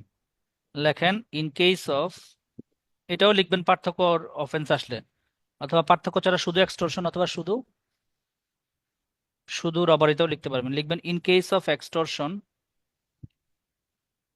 in case of extortion the victim, in case of extortion the victim is induced to deliver the property, deliver the property. এক্সটর্শনের ক্ষেত্রে ভিকটিমকে কি করা হয় বলেন তো, প্রপার্টি ডেলিভার করার জন্য কি করা হয়? ইন্ডিউস ইনডিউস করা করা হয়। হয়। এবং তাকে যে ইন্ডিউস করা হয়, এটা কিভাবে ইন্ডিউস করা হয় কে বলতে পারবেন? বাই ক্রিয়েটিং ভয় ভয় রেখে। এ ফিয়ার ভয় অফ ইনজুরি। দেখিয়ে। হ্যাঁ, ফিয়ার অফ ইনজুরি ভাইয়া ক্রিয়েট এটা করে। কি বলা যায় যে মানে এক্সটর্শনে ভয়টা একটু কম দেখানো হয় কিন্তু ডেকাইটিতে ভয়ের পরিমাণটা একটু বেশি, মানে আসলে ইমিনেন্ট। রবারি বা ড্যাকুটিতে ভয় বলতে কিছু নাই, ঠিক আছে? কাইন্ড অফ এটা ডিরেক্ট অ্যাকশন। তবে হ্যাঁ, আপনার কথা ঠিক যে আপনার রবারি এবং ড্যাকুটিতে ভয়টা বেশি দেখানো হয়, বাট ভয়ের আগে কাজ হয়ে যায়। ব্যাপারটা হচ্ছে এরকম যে আমি আপনাকে বললাম যে আপনাকে এখন আমি একটা ইনজেকশন দিব, তখনই কিন্তু আপনার ভিতরে একটু কেমন যেন নড়াচড়া শুরু হবে, যারা ইনজেকশন ভয় পান। আর আরেকটা আরেকটা হচ্ছে আপনার টের পাইলেন না, আমি ভিতরে ঢুকাইও দিয়েছি এবং বেরও করে ফেলছি, তখন আপনার আর কিছু করার নাই, ইনজেকশন অলরেডি হয়ে গেছে। এরকম সূক্ষ্ম পার্থক্য। স্যার এটা কি স্যার তাৎক্ষণিক ক্ষতির ভয় রাখে এটা কি স্যার? ভেরি গুড, তাৎক্ষণিক ক্ষতির ভয়। বাংলায় যারা লিখবেন খুব সুন্দর করে বলছে ভাই, বাংলায় কিন্তু এটাই লিখতে হয়, তাৎক্ষণিক ক্ষতির ভয়। আমি শুধু এই ভয়ে বাংলায় বার কাউন্সিল পরীক্ষা দিই নাই, বিকজ আমার এই শব্দগুলো বাংলায় আসতো না। তাৎক্ষণিক ক্ষতির ভয়, সুন্দর শব্দ। Instant fear of death or injury.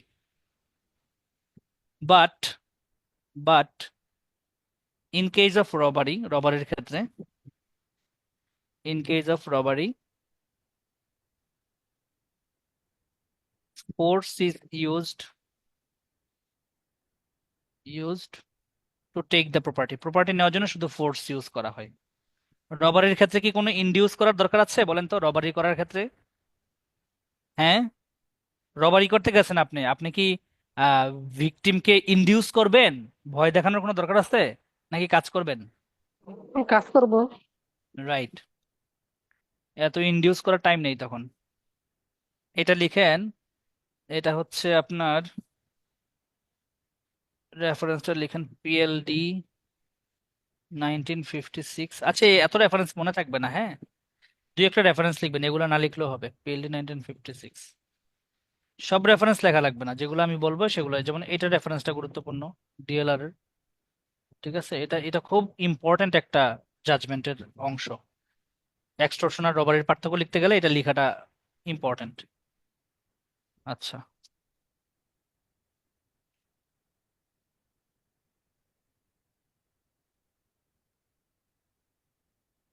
ওকে, তারপরে এবার বলেন যে এক্সটর্শনের সাথে ক্রিমিনাল ইন্টিমিডেশনের আসলে বেসিক পার্থক্যটা কি বলেন? আপনারা তো প্রিলিতে পড়েছেন ক্রিমিনাল ইন্টিমিডেশন। হুম, স্যার হুমকি প্রদান। হুমকি প্রদান। এক্সটর্শনে হুমকি প্রদান হয় না?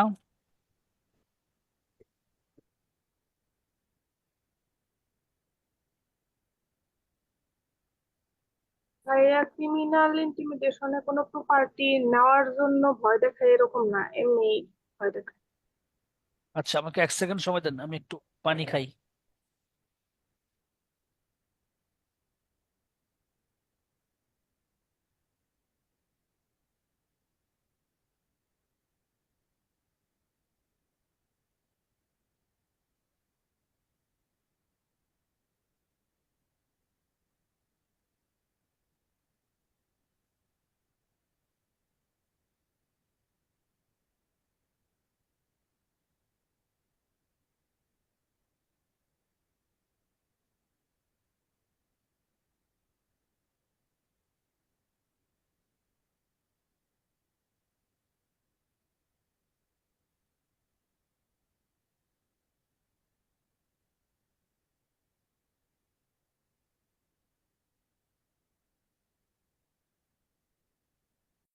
হ্যাঁ,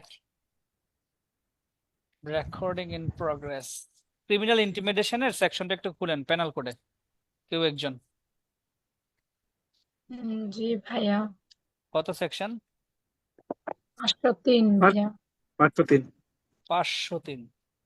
5 জন সতীন, 5 বিয়ে করছে এক লোক, তাই সে ক্রিমিনাল ইন্টিমিডেশন করেছে। 5 সতীন। বলেন তো 3 সতীনের সাজা কত? মৃত্যুদণ্ড। ভাই মৃত্যুদণ্ড। একমাত্র সাজা মৃত্যুদণ্ড। 3 বিয়ের একমাত্র সাজা মৃত্যুদণ্ড। তাহলে বলেন 5 সতীনের সাজা কি হবে?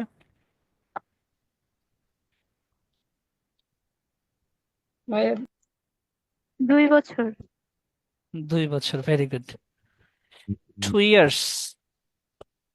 আচ্ছা, 503 দেখি আমরা তাহলে। 503-এর যে অপরাধটা, এখানে আপনার বলেছে whoever threatens another to injury his person, reputation, property, অথবা any other person যে interested with intent to cause alarm to that person। মানে এদিকে ইন্টেনশন কি বলেন তো? 503 ধারার ইন্টেনশন কি? কেন আসলে তাকে ভয় দেখাচ্ছে ভাইয়া বলেন? ওনার হচ্ছে কোনো সুনাম নষ্ট সুনামের করার ভয়, জন্য। সুনাম কোনো নষ্ট ক্ষতি করবে, ঠিক করার আছে। জন্য। সুনাম নষ্ট করবে, সুনাম ক্ষতি করবে কেন? মানে তার উদ্দেশ্য কি? কেন আরেকজনের সুনাম ক্ষতি করতেছে? তার আমার আচরণ প্রশ্ন হচ্ছে নিয়ন্ত্রণ এটা। করবে যে ওর আচরণ কাজটা সে নিয়ন্ত্রণ করতে বলা যায়, বাধ্য অথবা সেই কাজ তাকে করা থেকে অ্যালার্ম বিরত দেওয়ার জন্য। রাখবে। কি দেওয়ার জন্য তাকে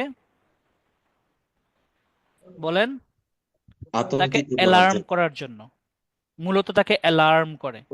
এখন অ্যালার্ম আমরা কেন দিই? ধরুন সকাল 7টায় আপনি অ্যালার্ম দিলেন, অ্যালার্ম দেওয়ার কারণ কি? কারণ আপনার অফিস আছে 7টায়, অথবা আপনার কোন একটা মিটিং আছে 7টায়। এখন আপনি একজন মানুষকে অ্যালার্ম দিতেছেন, ভয় দেখিয়ে অ্যালার্ম দিতেছেন, কারণ কি? কারণ আপনি তাকে বাধ্য করবেন, কি করবেন?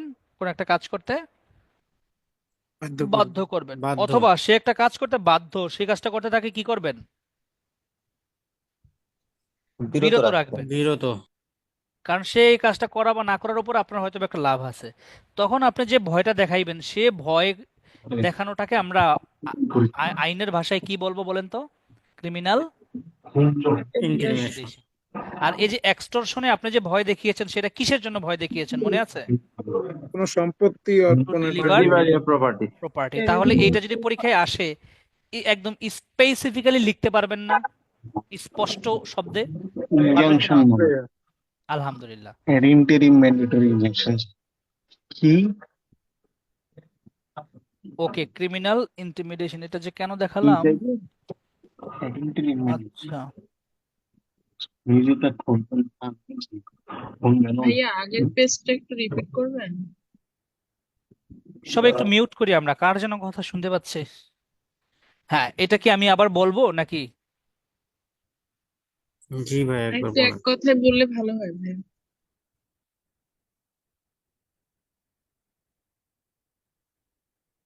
এক কথায় বলি তাহলে। এক্সটর্শনের ক্ষেত্রেও আপনার ভয় দেখানো হয়, কাউকে ইনজুরিতে রাখা হয়, ভয় দেখানো হয়। আবার ক্রিমিনাল ইন্টিমিডেশনের ক্ষেত্রেও কাউকে ভয় দেখানো হয়। কিন্তু আসলে কোন ক্ষেত্রে এক্সটর্শন হবে আর কোন ক্ষেত্রে ইন্টিমিডেশন হবে সেটা আমরা নির্ধারণ করব উদ্দেশ্য যাচাই করে। আসলে ভয় দেখানোর উদ্দেশ্যটা কি, কেন ভয় দেখাচ্ছে। ক্রিমিনাল ইন্টিমিডেশন এই অপরাধের ক্ষেত্রে একজন ব্যক্তি আরেকজনকে ভয় দেখায় মূলত ওই ব্যক্তিটাকে যাকে ভয় দেখাচ্ছে তাকে অ্যালার্ম করার জন্য, তাকে সচেতন করার জন্য, তাকে কোনো একটা কিছু মনে করিয়ে দেওয়ার জন্য। কি মনে করিয়ে দেওয়া? তাকে কোনো একটা কাজ করতে বাধ্য করার জন্য যে কাজটা করতে সে বাধ্য না, অথবা সে একটা কাজ করতে বাধ্য, সেই কাজটা করা থেকে তাকে বিরত রাখার জন্য যে আপনি এই কাজটা করবেন না। যেমন আপনি রোডস এন্ড হাইওয়েস এর চিফ ইঞ্জিনিয়ারকে গিয়ে বললেন যে আপনি এই ডকুমেন্টে সাইন করবেন না, এরকম একটা ভয় দেখালেন, তাহলে আপনি এদিকে এক্সটর্শন করেছেন নাকি ক্রিমিনাল ইন্টিমিডেশন করেছেন? Criminal criminal intimidation. Intimidation. Right. আর যদি আপনি কাউকে ভয় দেখান আপনার উদ্দেশ্য হচ্ছে প্রপার্টি ডেলিভারি করার জন্য, তার থেকে কোনো একটা টাকা জোর করে নেওয়ার জন্য, তখন সেটা কি হবে বলেন তো? এক্সটর্শন। এক্সটর্শন হবে। আচ্ছা, তাহলে ধরেন পরীক্ষায় আসলো আপনার যে এক্সটর্শন আর হচ্ছে ক্রিমিনাল ইন্টিমিডেশনের পার্থক্য। সাপোজ কিভাবে লিখবেন যদি পার্থক্য আসে রিটেন পরীক্ষায়, কারণ রিটেনে তো সুন্দর করে লিখতে হবে। পার্থক্য লেখার স্টাইল এক একজনের এক এক রকম, ঠিক আছে? পার্থক্য লেখার প্রথমে স্টাইল ধারা এক থাকবো, একজনের তারপর এক এক উদ্দেশ্য রকম। দেবো দুইটা। Very good. পার্থক্য অনেকে হচ্ছে এইভাবে লিখে যে 1 দিয়ে এভাবে লিখে, আবার 2 দিয়ে এভাবে লিখে। এটাও একটা সিস্টেম যে প্রত্যেকটা পার্থক্য একটা একটা করে এরকম প্যারা বানানো। আবার পার্থক্য এইভাবেও লিখতে পারেন যে হচ্ছে এরকম একটা হচ্ছে আপনি বক্স করলেন, ঠিক আছে, এরকম একটা বক্স করলেন, বক্স করে তারপর হচ্ছে আপনি এরকম দাগ দিলেন, এরকম দাগ দিলেন, দিয়ে এরকম ভাবে লিখলেন। প্রথমে লিখলেন হচ্ছে কি ইস্যুস, তারপরে লিখলেন এক্সটর্শন, তারপরে লিখলেন ক্রিমিনাল ইন্টিমিডেশন। ওকে, এবার কি ইস্যু নিয়ে প্রথমে ধরেন মিনিং নিয়ে আলোচনা করবেন, প্রথমে মিনিং, তখন এদিকে এক্সটর্শনের মিনিংটা দিবেন। সেকশন কত দিয়ে দিবেন বলেন তো? সেকশন 383। তারপরে ক্রিমিনাল ইন্টিমিডেশনের মিনিং দিবেন, সেকশন কত দিয়ে দিবেন? 503। 503-এর সাজা কত বলেন তো? 2 বছর ফাইনাল। 2 বছর। আর 303-এর সাজা কত? মৃত্যুদণ্ড। Final board. আর 403-এর সাজা কত?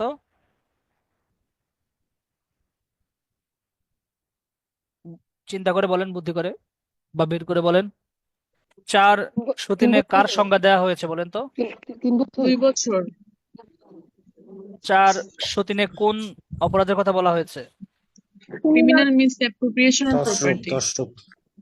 তশরূপ। তশরূপের সংজ্ঞা কত ধারায় আর সাজা কত ধারায়? সেম ধারাতে আছে। সেম ধারাতে। তার মানে পেনাল কোডের একটা ভিন্ন রকম সেকশন বলতে পারি না 403-কে? নর্মালি পেনাল কোডে এক সেকশনে থাকে সংজ্ঞা, আরেক সেকশনে থাকে সাজা, কিন্তু পেনাল কোডের একমাত্র সেকশন 403 যেখানে একই ধারায় সংজ্ঞা, একই ধারায় সাজা, ঠিক কি না? জি স্যার। তাহলে কনফিউজড হওয়া যাবে না। দেখেন তো 406-এর কি অপরাধের কথা বলা হয়েছে? 406 অপরাধমূলক বিশ্বাসভঙ্গের শাস্তি। 406 অপরাধমূলক বিশ্বাসভঙ্গের শাস্তি। আর এটা সংজ্ঞা দেওয়া হয়েছে কত ধারায়? 405। 405। আচ্ছা ঠিক আছে, ধন্যবাদ। চিটিং এর সংজ্ঞা দেওয়া হয়েছে কত ধারায়? 415। 415। আর চিটিং বাই পার্সোনেশন 416। 416। আর চিটিং এর সাজা কত ধারায়? 417। চিটিং বাই পার্সোনেশনের সাজা কত ধারায়? 419। 419। অনেকে সিরিয়ালি 418 বলে ফেলে, এটা কিন্তু 419। আচ্ছা, স্টুডেন্ট প্রপার্টি সংক্রান্ত কয়টা সেকশন আছে পেনাল কোডে? 5টা। 5টা। কত ধারা থেকে কত ধারা? 410 থেকে 414। 414। কারণ 415 তে আবার চিটিং এর সংজ্ঞা দিয়েছে। জি ভাই। 414। 415 ধারাটা সবাই একটু বের করেন, 415 ধারা বের করে বলেন পেয়েছেন কিনা। পেয়েছেন? জি ভাই। 415 ধারা থেকে যদি আমি আপনাদের জন্য একটা রিটেনের প্রশ্ন করি, আপনারা কি উত্তর করতে পারবেন? চেষ্টা করি ভাই। তাহলে আমি আপনাদের হোমওয়ার্ক দিব, আজকে 3টা প্রশ্ন হোমওয়ার্ক দিব ক্লাসের শেষে। এর মধ্যে একটা দিয়ে দিই। 1 নম্বর একটা প্রশ্ন, এটা আপনারা এক্সপ্লেইন করবেন। আমি আগে বলে দিলাম, এক্সপ্লেইন ইট মানে বিশ্লেষণ করো। Explain it. প্রশ্নটা কি? প্রশ্নটা হচ্ছে, a dishonest concealment of fact is a deception within the meaning of cheating under section 415 of PC। এটার ব্যাখ্যাটা আপনারা সবাই লিখবেন, দেখবো কার ব্যাখ্যাটা কত সুন্দর হয়। ঠিক আছে, এটার ব্যাখ্যাটা সুন্দর করে 2 পেজের মধ্যে লিখবেন, 2 পেজ, এর বেশি লেখা যাবে না। 10 পৃষ্ঠা লেখা জমা দিয়েন না, আমার পড়ার টাইম নেই এত। 2 পেজের মধ্যে লিখতে হবে। মার্কস হচ্ছে আপনার 7 মার্কস অথবা 8 মার্কস, 5ও থাকতে পারে পরীক্ষায়। আচ্ছা, যেখানে ছিলাম মাঝখানে একটু আমরা রিভিশন দিলাম, ঝটিকা রিভিশন পেনাল কোডে। আচ্ছা, ভাই স্টুডেন্ট প্রপার্টি আগের ইয়েটা দেন ভাইয়া, একটু স্ক্রিনটা দেন, এই স্ক্রিনশট রেখে দিই, লিখতে একটু পারি পরে না। স্ক্রিনশট রাখেন, কারণ ওই পেজে আবার যাবো, আরো একটা হোমওয়ার্ক দিব ওকে তো আমি। ভাইয়া। তো এবার বলেন, স্টুডেন্ট প্রপার্টি রিসিভ করার সাজা কত বছর? 3 বছর। চুরির সাজা কত 3 বছর? বছর। 3 বছর। এক্সটর্শনের সাজা কত বছর? 3 বছর। 3 বছর। 3 বছরের সাজাগুলো সব একসাথে মনে রাখতে হবে। আচ্ছা, প্রথমে সংজ্ঞা দিলেন এক্সটর্শনের আর ক্রিমিনাল ইন্টিমিডেশনের। সংজ্ঞা দেওয়ার পরে আমরা কিসে যেতে পারি দেখেন। সংজ্ঞার পরে আমরা যেতে পারি যে বলতে পারি যে নেচার অফ অফেন্স, অফেন্সের নেচার। আপনাদের আশেপাশে সিআরপিসি আছে? জি ভাই আছে। সিআরপিসি থাকলে একটু সিআরপিসি খুলেন সবাই। সিআরপিসি খুলে একটু যাচাই করে দেখেন যে এক্সটর্শন এটা কি বেইলেবল নাকি নন বেইলেবল, দেখে একটু বলেন। সিআরপিসি থেকে বের করে আমাকে জানান সবাই, এক্সটর্শনের অপরাধটা কি বেইলেবল অফেন্স নাকি নন বেইলেবল। 383 বেইলেবল নাকি নন বেইলেবল, এটা সিআরপিসির কোন জায়গায় খুঁজবেন বলেন তো? 345। সেকেন্ড শিডিউল তফসিল 2। ও সেকেন্ড। Second schedule. হ্যাঁ, জি, তাহলে একটু সেকেন্ড শিডিউল। জামিনযোগ্য। জামিনযোগ্য, তাই না? 84 ধারা বলপূরক সম্পত্তি আদায় জামিনযোগ্য। 383, 84 এগুলো কি জামিনযোগ্য? জি ভাইয়া, বেলেবল। জামিনযোগ্য। 85 জামিনযোগ্য নয়। কোনটা জামিনযোগ্য নয়? 85, 86, 87। 385, 386, 387 এগুলো জামিনযোগ্য নয়। আবার 388 জামিনযোগ্য। আচ্ছা, 388 লাগবে না। এবার দেখেন তো যে 503 এটা কি জামিনযোগ্য নাকি জামিনযোগ্য না?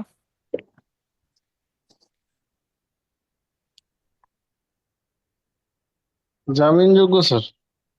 এটাও জামিনযোগ্য হওয়ার কথা, কারণ এটা সাজা কত বছর মাত্র? 2 2 বছর। বছর। 2 বছর। আচ্ছা নন কগনিজেবল অফেন্স। আচ্ছা, এবার বলেন যে 383 এটা কি কগনিজেবল নাকি নন কগনিজেবল, দেখে বের করে বলেন। আমলযোগ্য নাকি আমলযোগ্য? আমলযোগ্য। শিডিউল বের করে বলছেন? না ভাইয়া, জামিনযোগ্য এটার উপরে বলছি। আমলযোগ্য কিনা এটা কোথায় গিয়ে পাবো?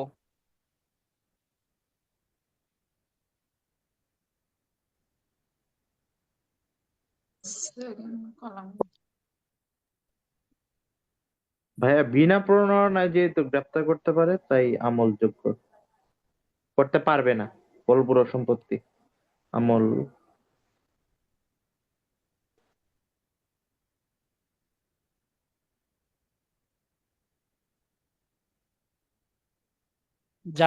আমলযোগ্য নাকি আমল অযোগ্য এটা কোথায় আছে বলেন সিআরপিসির? সিআরপিসি সেকেন্ড শিডিউলের থার্ড সেকেন্ড কলাম। হচ্ছে থার্ড কলাম। তাহলে সেকেন্ড শিডিউল থার্ড কলামটা একটু বের করেন কেউ বই থাকলে,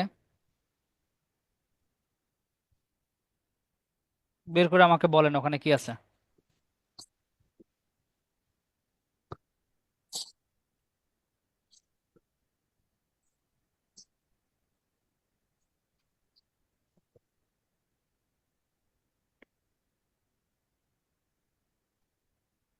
আপনারা কি খুঁজে পাচ্ছেন না?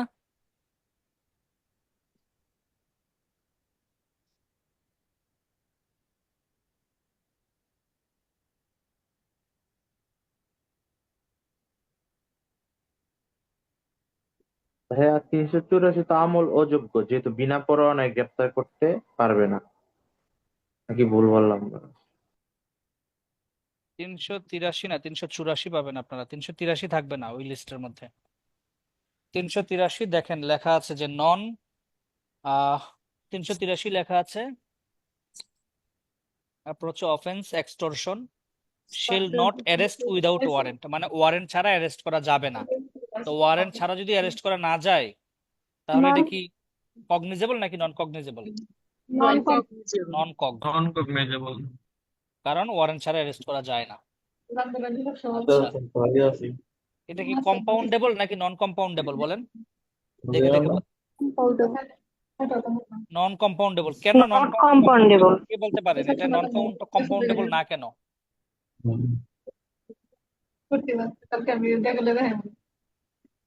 কেউ বলতে পারবেন? কে যেন কথা বলতেছে, কথা বলেন না ক্লাসে। কেন এটা নন কম্পাউন্ডেবল কে বলতে পারবেন?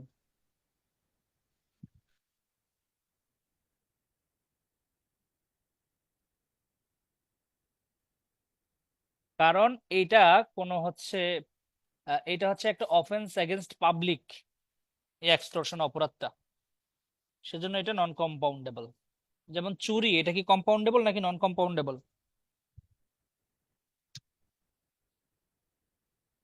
379 দেখে বের করে বলেন, আপনারা 1 সেকেন্ডে বের করতে পারেন না, ওগুলো তো শিডিউলে দেওয়াই আছে। নন কম্পাউন্ডেবল ভাইয়া আদালত অনুমতি দিলে দিলে কম্পাউন্ডেবল পেনে। মীমাংসাযোগ্য। জি। আচ্ছা, এবার ক্রিমিনাল ইন্টিমিডেশন 503 ধারাটা বের করেন আপনারা ওই লিস্টের মধ্যে। দেখেন 503 ধারায় কি কি আছে, 503 বের করেন সবাই। সিআরপিসির ওই শিডিউলের 503 ধারাটা বের করেন, বের করে আমাকে বলেন বের করছেন কিনা। বের করছি ভাইয়া। আচ্ছা, যদি 503 ধারা বের করে থাকেন তাহলে দেখেন কি আছে। 503 মানে 504, তাই না? যেহেতু সাজা 504-এ। 504। হ্যাঁ, 504-এ বলেছে shall not arrest without warrant, তাহলে এটা কি কগনিজেবল নাকি non cognizable? Non cognizable.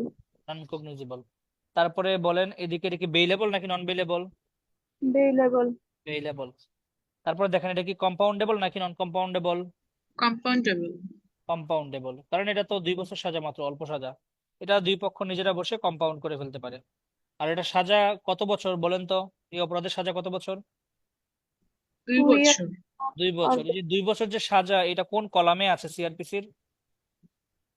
7 number কলামে। 7 নম্বর কলামে আছে। এটা কোন আদালত বিচার করবে এই অপরাধটার দেখেন তো? যে কোনো judicial magistrate. Any judicial magistrate. তাহলে গালিব ভাই কি এই অপরাধের সাজা বিচার করতে পারবে? জি ভাইয়া পারবে, পারবে। গালিব ভাই পারবে, কারণ গালিব ভাই জুডিশিয়াল ম্যাজিস্ট্রেট, তাই উনি পারবে। ওকে,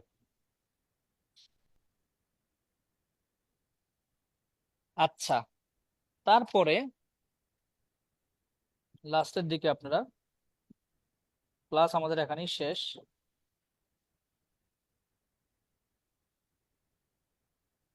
লাস্টের দিকে আপনারা আরেকটা অপরাধের লিখতে পারেন হচ্ছে কি ইস্যুস, এখানে লিখতে পারেন সেটা হচ্ছে আপনার এলিমেন্টস, অপরাধের এলিমেন্টস। এক্সটর্শনের অপরাধের এলিমেন্ট হচ্ছে এখানে কি থাকবে, কোয়ারশন থাকবে, জোর জবরদস্তি থাকবে, কোয়ারশন or threat, fear of injury, থাকবে এগুলা। ওকে, আর এদিকে কি থাকবে, অফেন্সের ডেফিনেশন দেখেই বলে দিতে পারবেন কি ডেফিনেশনটার মধ্যে কিছু জিনিস বুদ্ধি করে বলেন। ক্রিমিনাল ইন্টিমিডেশনে কি থাকবে, পরীক্ষার হলে আছেন ধরেন আপনি, পরীক্ষার হলে কিন্তু ইনস্ট্যান্ট বানায় বানায় লিখতে হবে, বানায় চিন্তা করতে হবে। ক্রিমিনাল ইন্টিমিডেশনে আপনারা দিবেন হচ্ছে এখানে একটা আহ কি থাকবে, এখানে একটা intention to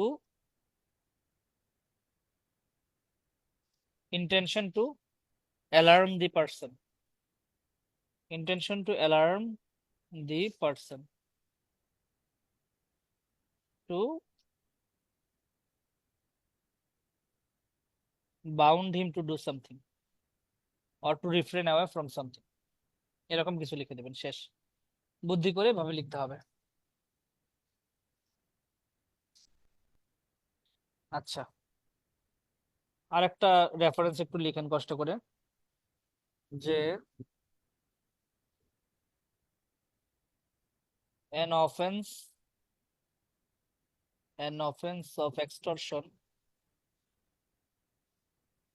is not committed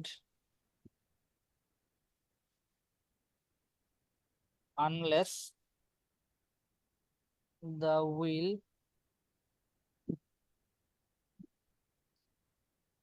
to deliver the property is engineered by the fear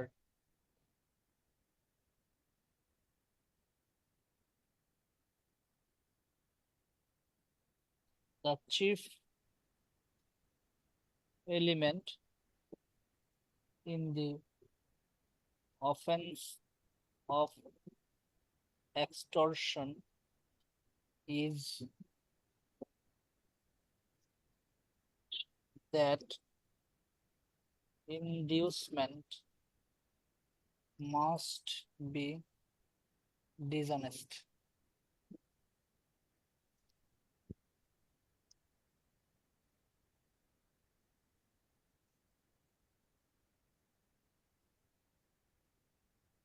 page number 2045 বলছে এন অফেন্স অফ এক্সটর্শন, কোন একটা এক্সটর্শনের অপরাধ ইজ নট কমিটেড হবে না যতক্ষণ না পর্যন্ত উইল মানে ইচ্ছা, কিসের ইচ্ছা, to deliver the property is engineered by the fear, মানে ফিয়ারের মাধ্যমে যতক্ষণ পর্যন্ত একজন ব্যক্তি প্রপার্টি ডেলিভার করার ইচ্ছা পোষণ না করবে ততক্ষণ পর্যন্ত এক্সটর্শন হবে না। মানে প্রপার্টি ডেলিভারির গুরুত্বটা বুঝাইতে গিয়ে আপনারা এটা লিখতে পারেন, ডেলিভারি অফ প্রপার্টি হতে হবে অথবা প্রপার্টি ডেলিভারির উইল থাকতে হবে, ইচ্ছা প্রকাশ করতে হবে।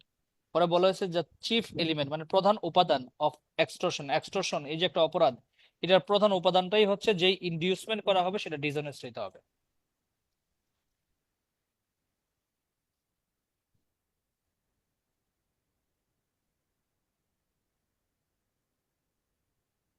তারপরে আরো একটা লিখতে পারেন যে মানি অবটেইনড বাই থ্রেট, এগুলো আপনারা মনে হয় লিখতেছেন না তাই না, এত দ্রুত আমি লিখতেছি, বাই পুলিশ। ভাইয়া আগের পেজটা একটু আনলে ভালো হয়। আচ্ছা, আগের পেজটা আনবো, এখানে by threat of criminal charge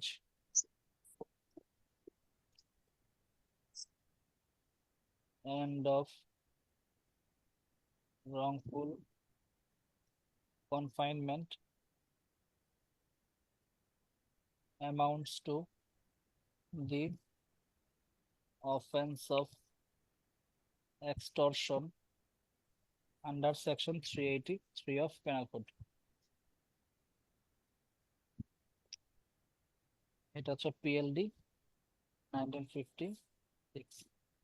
এখানে বলা হয়েছে মানি অবটেইনড, কোনো মানি যদি অবটেইন করা হয় বাই থ্রেটের মাধ্যমে, কে অবটেইন করবে, পুলিশ থ্রেট দিয়ে কারো কাছ থেকে টাকা নিল, কিসের থ্রেট দিছে, যে তাকে ক্রিমিনাল চার্জ করবে আর কি, তাকে মিথ্যা অভিযোগ দিবে তার নামে অথবা তাকে রংফুলি কনফাইন করবে, তখন এই অফেন্সটা কি বলে গণ্য হবে বলেন তো? এক্সটর্শন বলে এক্সটর্শন। গণ্য হবে। এই যে সে টাকা নিল, এটা কি ঘুষ বলে গণ্য হবে বলেন তো এটা? হুম না, এটা না। ঘুষ বলে গণ্য হবে না, এটা কিন্তু এক্সটর্শন হিসেবে ঘুষ গণ্য হবে। বলে গণ্য হবে না, এটা হয়। এক্সটর্শন হবে। ঘুষটা কি জোর করে নেয় কেউ কারো কাছ থেকে, না না। নাকি না। ঘুষটা আদর করে দেয়? ঘুষটা আদর করে দেয়। এই পার্থক্যটা লিখতে পারবেন যদি আপনার কোনো কারণে বুঝাইতে চান পরীক্ষার হলে। Difference between extortion and criminal অথবা ইলিগাল গ্র্যাটিফিকেশন, যেটা একটা অপরাধ 161 162 তে।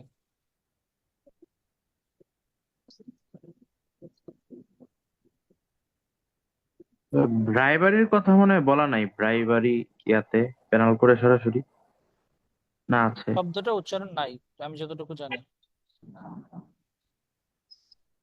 আচ্ছা, এবার চলেন আমি একটু আপনাদেরকে দিয়ে দিই। ভাইয়া এর আগের পেজটা একটু দেখান না।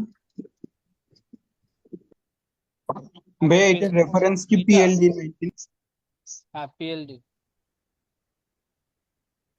পিএলডির ফুল ফর্ম কি বলেন তো? পাকিস্তান ল ডাইজেস্ট বোধহয় কি?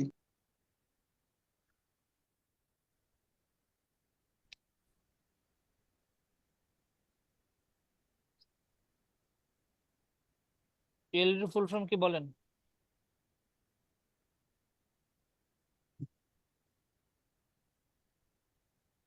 হুম পাকিস্তান ল রিপোর্ট। পাকিস্তান ল রিপোর্ট হলে তো পিএলআর হতো। এটা বের করবেন খুঁজে। পাকিস্তান ল ডিসিশন। অল পাকিস্তান ল ডিসিশনস। আচ্ছা, এই হোমওয়ার্কের প্রথম কোশ্চেনটা এটা সবাই লিখবেন, এটা মার্কস হচ্ছে 60 থেকে 8। আর আরেকটা কোশ্চেন দিচ্ছি, সেটাও সবাই লিখবেন। সেটা হচ্ছে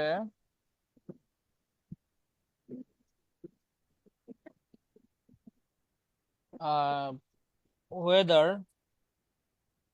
any person can steal his own property, এটা 5 নম্বর।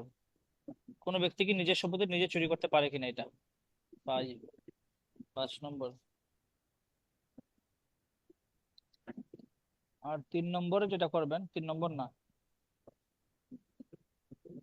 এটা হচ্ছে 2, এটা 3। আর 1 নম্বর কোশ্চেন যেটা, সেটা লিখবেন, সবাই সুন্দর করে লিখবেন যে চুরির সংজ্ঞা,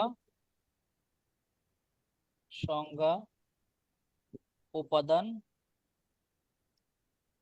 এবং সাজা। তারপর হচ্ছে জোরপূর্বক গ্রহণ মানে এক্সটর্শন, এই দুটো অপরাধ, এক্সটর্শন এর সংজ্ঞা, উপাদান এবং সাজা। খাতায় লিখবেন, সবাই লিখে আমাকে জমা দিবেন।